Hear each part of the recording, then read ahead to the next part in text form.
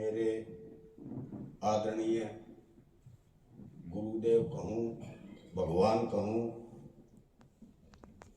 तो मेरे जीवन दाता जो हैं गुरु श्री वी चौहान जी हैं, क्योंकि मेरी तो अपनी लाइफ जा चुकी थी।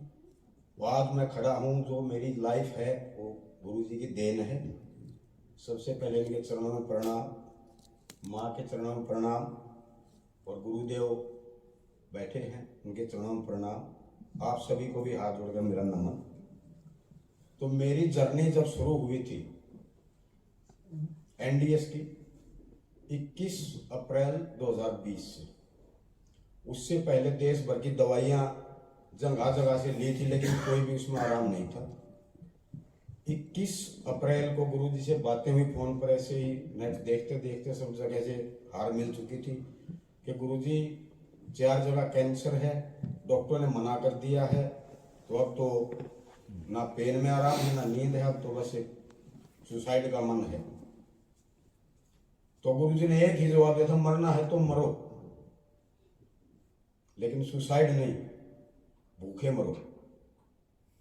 उसके बाद 6 दिन तक लगातार गुरुजी ने रात को 2 घंटे 3 घंटे 4 घंटे एनडीएस के बारे में पूरा समझाया। 28 अप्रैल 2020 से मैंने एनडीएस शुरू किया। उसमें लगातार 11 दिन का मेरा निर्जला था, बेड रिडन था, उठ सकता नहीं था, लेटे लेटे ही एनीमा हुआ करता। तो 11वें दिन गुरुजी का फिर दिन में फोन आया, जब यात्रा पूरी होने वाली थी, समझा, यात्रा पूरी होने वाली थी, तो गुरुजी का फोन आके जिंदा है। मुंह से आवाज निकल नहीं रही थी, थोड़ी सी आवाज निकली, हाँ गुरुजी। तो ठीक है, उठो। फिर उठ के थोड़ा सा पानी 10-12 दिन पहले का ही ऊपर रखा था स्लैब अपना, थोड़ा सा पिया, तो पता चला कि जो कमर में दर्द था वो है ही नहीं, क्योंकि उठ तो पाया नहीं था, 1.5 महीने से बेड रिडन था पूरा। तो थोड़ा सा सपने जैसा भी लगा कि तो हो सकता है सपना हो। दोबारा से लेटा, चक्कर आया, फिर बैठा, फिर पानी पिया 2 घूंट, उसके बाद लगा कि हाँ सपना नहीं हकीकत है। तो उसी दिन से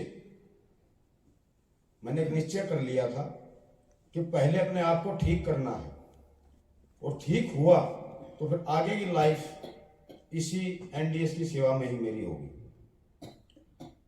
तो 8 महीने समझो, 8 महीने लगातार एनडीएस फॉलो, 100% तो नहीं, लेकिन 60-70% ही बोलूंगा मैं उसको, फॉलो किया।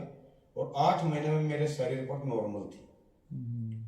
उसमें दिनचर्या मेरी यही थी, हफ्ते में 4 दिन रसाहार, 3 दिन निर्जला, किसी हफ्ते में 3 दिन निर्जला 4 दिन रसाहार। 8 महीने तक इसी तरह। 8 महीने बाद जब टेस्ट करवाए तो सारी रिपोर्ट नॉर्मल थी। तो फिर तलाश थी उस जगह की कि जहां ये सेवा जो वादा किया था गुरु जी से भी कि अगर ठीक हुआ तो जिंदगी इसी पर लगानी है। 2-4 जगह ऐसी देखी, गया भी, लेकिन कहीं ऐसा माहौल था ही नहीं, सभी लोग पैसे के पीछे भागे थे। 2 दिन कहीं रुका, देखा, फिर चला आगे, फिर चला। तो ऐसे ही मैंने अपना एनडीएस ग्रुप बनाया था, ठीक होने से पहले ही बना दिया था। उसमें तकरीबन 45 मेंबर थे, वो तकरीबन कैंसर पेशेंट ही थे। तो उसी में वीडियो माँ के भी देखता था। तो माँ से एक दिन बातें हुई कि माँ मुझे एक बार आपसे मिलना। तो माँ बोली, बेटा अभी तो बर्फ गिरी है यहाँ, ठंड बहुत ज्यादा है, अभी नहीं आ पाओगे। मना कर दिया माँ ने, लेकिन मन तो जहां पर पूछा वहां लेके चलता है। 14 दिसंबर को मैं वहां माँ को बिना फोन किए सुंदरनगर पहुंच गया। शाम को 6 बजे आश्रम पे पहुंचे थे। देखा वहां का नेचुरल मौसम, प्रकृति, तो बस लगा कि हाँ जगह तो सही है, लेकिन अभी जरूरत थी बात करने की। तो फिर माँ से बातें की, माँ इस तरह बात है और मैं इस काम में अपना लाइफ लगाने की सोची है, सेवा करने की सोची लोगों की। तो ठीक है बेटा, करिए। तो उस टाइम पर आश्रम में 4-5 कमरे बने भी थे। फिर विचार बनाया कि इसको आगे बढ़ाएंगे। ना पैसा मेरे पास था, ना माँ के पास था, लेकिन फिर भी एक संकल्प किया कि जितना होगा माँ और नहीं हुआ तो इसी पे जितना बना है इसी पर रह के सेवा करेंगे। 4 दिन रुक के घर वापसी आया, 10 दिन घर पर रुका, फिर चला गया। 2 महीने में 6-7 चक्कर मेरे लगे आने जाने में, ये से देखने में माहौल। उसके बाद हमने मार्च महीने में शुरू किया था ना, अभी 2022 मार्च में शिवरात्रि के दिन शुरू करे। मार्च महीने 2022 मार्च में 1 मार्च को शुरू किया था और अभी 1 साल पूरा हुआ नहीं है। इतना तो गुरु की कृपा से परमात्मा कैसे बना है कि 300-400 आदमी वहां आराम से रह सकते हैं। शिविर भी लगे तो 500 आदमी का शिविर आराम से वहां होगा। लेकिन उसमें आशीर्वाद कहूंगा हर बात में हमारे भगवान का ही रहा, क्योंकि पहाड़ था, पानी की कमी थी, पानी नहीं था वहां, और एनडीएस में सबसे जरूरत ज्यादा पानी की। तो बोरवेल वाले बुलाए, मशीन लेके आए, उन्होंने देखा कि पानी मुश्किल है सर पहाड़ पे, इसको पूरा एरिया घूमा जितना हमारा था कि सर पानी इस पे नहीं है। फिर भी इच्छा थी कि देखें, तो उन्होंने बताया कि अगर नहीं पानी मिला तो आधे पैसे तो हम लेंगे ही लेंगे, और लगा तो आपकी किस्मत। तो माँ ने गुरुजी को फोन लगाया कि गुरुजी इस तरह आशीर्वाद दो, बोरवेल करवाना है। गुरुजी ने आशीर्वाद दिया, वीडियो कॉल किया, शाम को 5 बजे मशीन लगाई और सुबह 8 बजे गंगा की धारा निकली वहां। जहां सभी ने कहा था, गांव वासियों ने सभी ने कहा था, जो हमारे गुरुजी हैं आश्रम में 10 साल जो रहे थे, उन्होंने बोला बेटा 10 साल से मैं आया हूं, पानी है ही नहीं, पैसा बेकार खर्च करोगे, मैं गुरुजी देखेंगे जो भी होगा ईश्वर की इच्छा। तो हमारे भगवान ने जो आशीर्वाद दिया, अगले दिन सुबह गंगा की धार निकली थी। उस दिन के बाद से आज तक हमें पता ही नहीं माँ बेटे को कहां से कौन सी शक्ति उस आश्रम में है, जो जिस दिन से काम शुरू किया था एक दिन भी काम बंद नहीं हुआ आज तक। ना माँ के पास कुछ था, ना मेरे पास कुछ था। वो एक अदृश्य शक्ति ही कहूंगा कि लगातार आज तक काम बंद हुआ नहीं है। और उसके बाद अभी शायद अगले महीने में ईश्वर की इच्छा हुई तो उसका अनावरण हो जाएगा, और हरिद्वार में उसी दिन दूसरे आश्रम की नींव शुरू हो जाएगी। वो भी हमारी इच्छा रहेगी निःशुल्क चलाने की, हमारी इच्छा उसको भी, हम कुछ नहीं है, वो भगवान है, उनकी मर्जी जैसे चलेगा, लेकिन हमारी जो इच्छा है वो बिल्कुल निःशुल्क चलाने की है। जहां भी हम ऐसा संस्थान खोलेंगे वो निःशुल्क ही खोलेंगे, जब तक ईश्वर की इच्छा होगी चलेगा। और इच्छा शक्ति हमें इतनी है कि ईश्वर से लड़के में कुछ ना कुछ उसके लिए मांग लेंगे। तो मुझे तो उम्मीद है, और अभी अगले महीने में 20 फरवरी से 28 फरवरी तक शिविर है, 10 दिन का हमारा। उसमें कोई भी साधक आना चाहे निःशुल्क है। हिमाचल प्रदेश में। और उसके बाद 21 मई से 30 मई तक हमारे भगवान वहां पर धारेंगे। उसमें भी कोई साधक आना चाहे तो 2 दिन बाद हम नंबर दे देंगे वीडियो में, उस नंबर पर अपना रजिस्ट्रेशन करवा दें। रजिस्ट्रेशन फ्री है, जाना फ्री है, रहना फ्री है, निःशुल्क है पूरा। लेकिन एक शर्त है कि एनडीए साधक ही, तो बिल्कुल आइए। और हर महीने 10 दिन का शिविर हमारा चलता है, निःशुल्क ही चलता है। जब भी इच्छा हो आइए।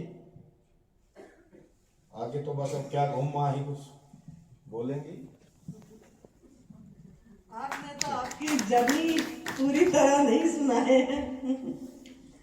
जिंदा रहना है तो भूखे मर, ये स्लोगन था हमारा गुरुदेव की, कि इनको वही स्लोगन दिए थे गुरुजी ने कि अगर आपको जिंदा रहना है तो मरना चाहता है तो तू भूखे मर जा, तो जिंदा ही हो जाएगा।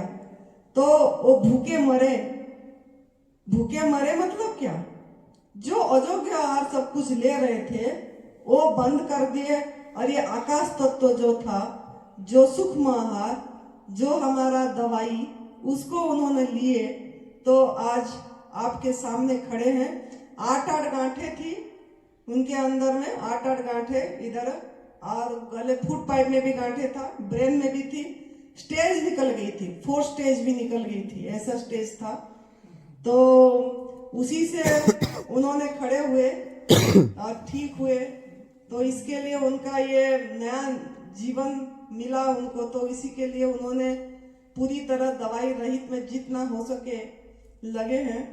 और मेरा सभी को ये बोलना है, आज भी गुरुजी ने बहुत सुंदर बताया, कोई पूछे होंगे जो पाउडर के बारे में, ग्रीन जूस का पाउडर लेना चाहिए कि नहीं, तो गुरुजी ने बहुत सुंदर बता भी दिए कि वो हमारा कोई भी पाउडर, चाहे ग्रीन जूस का पाउडर हो, वेट गेन का, वेट लॉस का पाउडर हो गया, कोई और भी हीमोग्लोबिन बढ़ाना है पाउडर, B12 बढ़ाना, बहुत पाउडर सबको ही आजकल हो रहा है ऐसे। तो पाउडर वगैरह भी दे रहे हैं कोई कोई। तो वो पाउडर सब अगर आप ले रहे हैं तो आपकी गलती है। आपको गुरुजी ने जैसे बोल रहे हैं ऐसे ही करना है आपको। गुरुजी का देखिए, हमारा नीम, जो फाउंडर, जो जन्मदाता, जो जनक, जो उन्होंने जो 30 साल का अनुभव अपना रखे, पांडे भैया ने जो अपना अनुभव, उनका भी बहुत बड़ा रोल है ये एनडीएस में। तो उनका जो अनुभव है आप उसी पे चलिए और उसी तरह से, और रीजनल, सीजनल, ओरिजिनल याद रखना है हमको। रीजनल, सीजनल, ओरिजिनल हर समय लेना है हमको, इसका ध्यान रखना है। तो आप पूछते हैं कि ग्रीन जूस हम ऑफिस जाते हैं कैसे ले, कोई मुश्किल वाली बात नहीं है।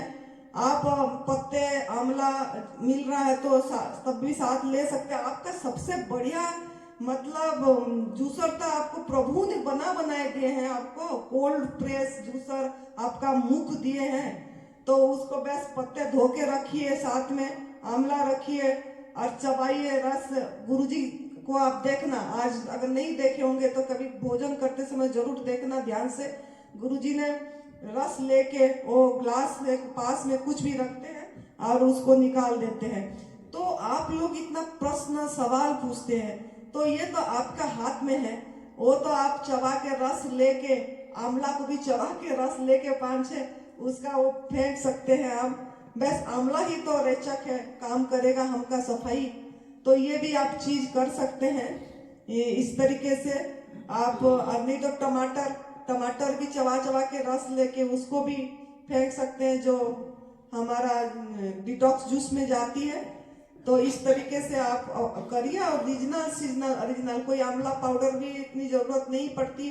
खीरा, करेला, टमाटर, जब करेला होती है, खीरा, करेला, टमाटर का भी जूस ले सकते हैं आप। तो इस तरीके से अपनाइए इसको और इसको एक जीवन शैली बनाइए, लाइफस्टाइल बनाइए। हम बस ज्यादातर यही सोचते हैं कि कब बस रोग मुक्त हो जाए, रोग शरीर तक सीमित रहते हैं, रोग मुक्त हो जाए और हमको खाने को मिल जाए कुक फूड।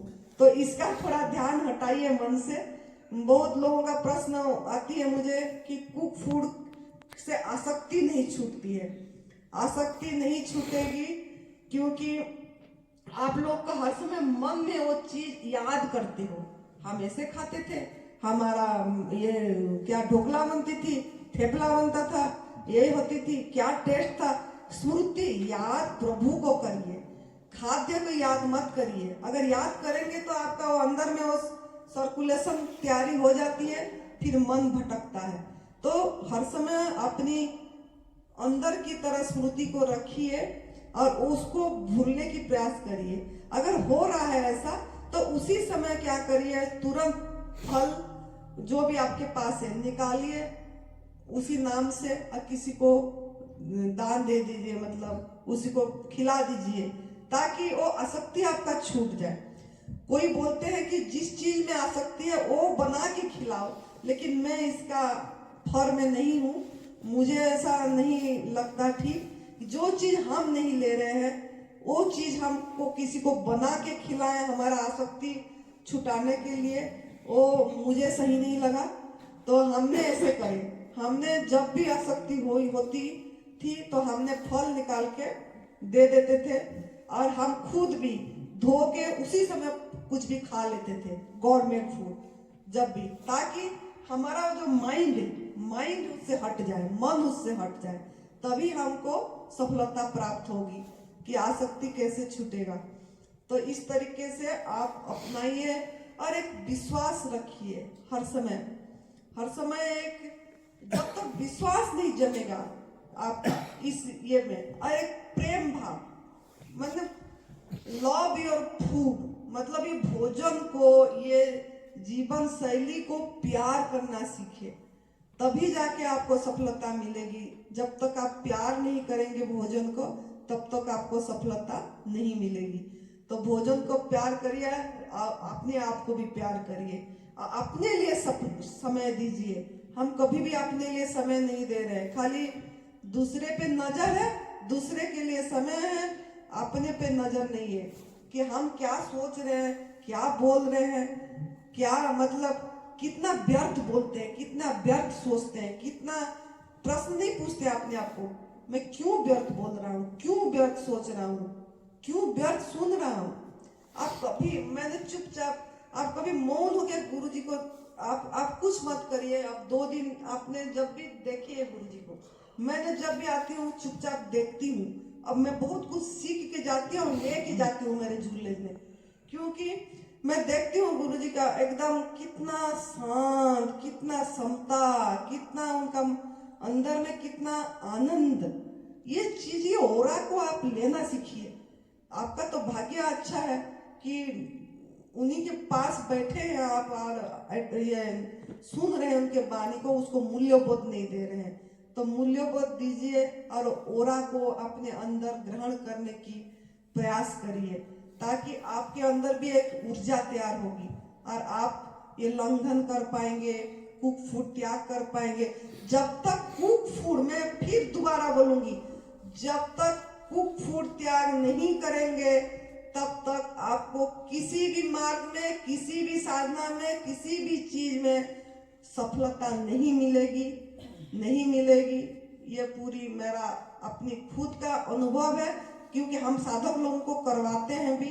जो करता है वो पाता है, करोगे तो पाओगे। तो कृपा, अपने पे कृपा करो कि पाओगे तभी, लेकिन करना खुद को पड़ेगा। खुद का खुदाई खुद करोगे तो खुदा प्रकट होंगे। आप खुदा के ऊपर, प्रभु के ऊपर बहुत पर्दे के ऊपर पर्दे डाल रखे हैं, तो उसको निकालना है हमको, तभी मंजिल पे खड़े हैं हमको। मेरे को तो अनुभव में यही चीज आया कि मैं जैसे चश्मा पहनी हुआ चश्मा बाहर ढूंढ रही थी, मेरा चश्मा कहाँ है। तो इस चीज की अनुभव, अरे मेरा अंदर ही थी वो चीज, वो जो आनंद, जो खोज थी। तो वो चीज की हर समय की आनंद, हर समय की मस्ती ये आई। तो गुरु जी के लिए 2 लाइन मैंने जरूर बोलूंगी अभी। जन्म के दाता माता पिता है, आप कर्म के दाता है। जन्म के दाता माता पिता है, आप कर्म के दाता है।